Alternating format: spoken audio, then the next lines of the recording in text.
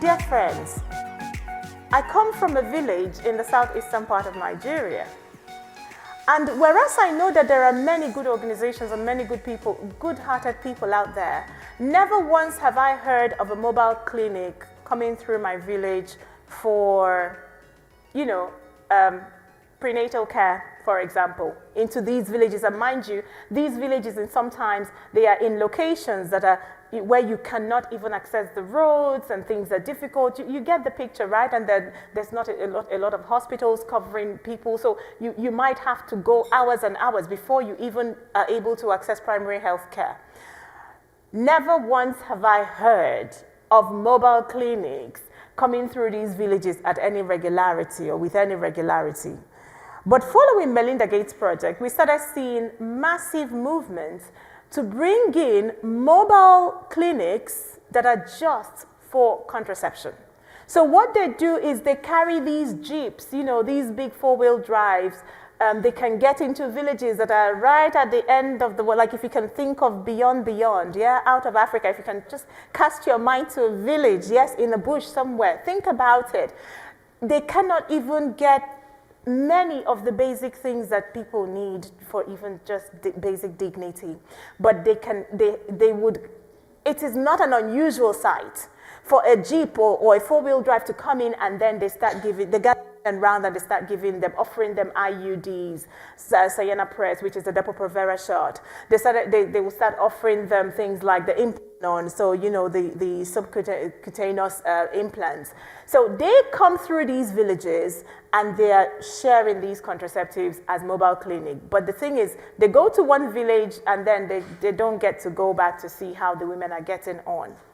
And what we find out is that most times when these mobile clinics come through, they give women these contraceptive methods, mind you, that they cannot remove on their own.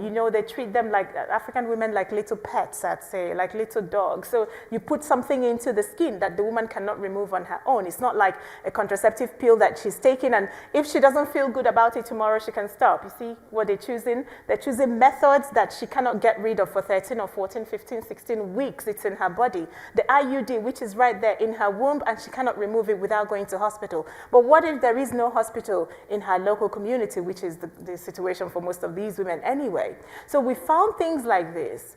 There are also cases where we are finding that these projects, they now call them the most oxymoronic, hope that's the right English term, forgive me, English is my second language, but it's the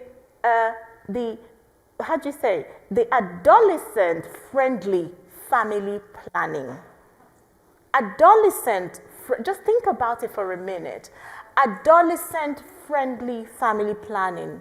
So you're offering contraception, but to girls, to children, underage children in the villages. You do know, especially, that there are some of these, parts of Africa where perhaps we have problems of child marriage.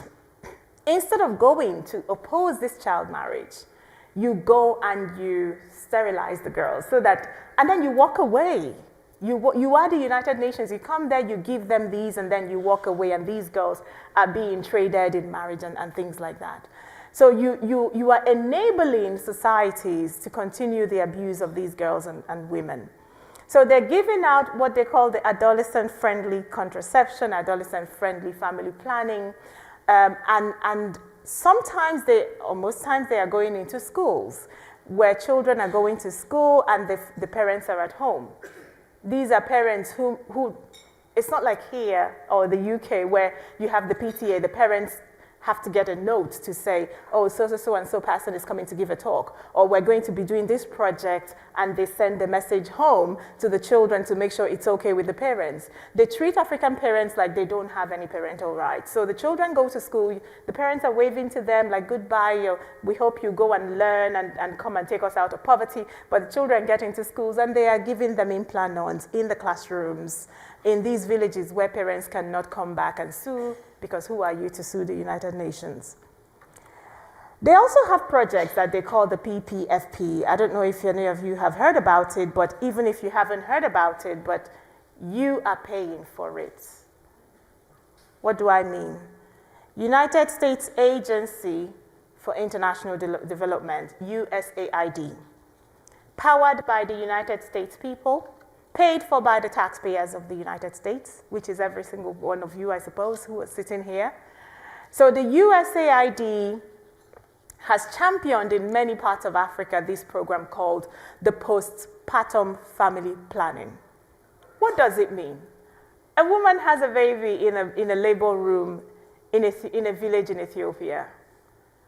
And while she's still there, in the pants, just the seconds and minutes after she has had this delivery, somebody then says to her, let's give you something. Let's give you some, like a kind of family planning. She's in pain.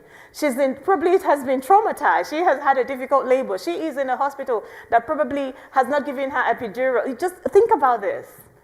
And somebody just puts an IUD. Many times these women don't even know what has happened to them.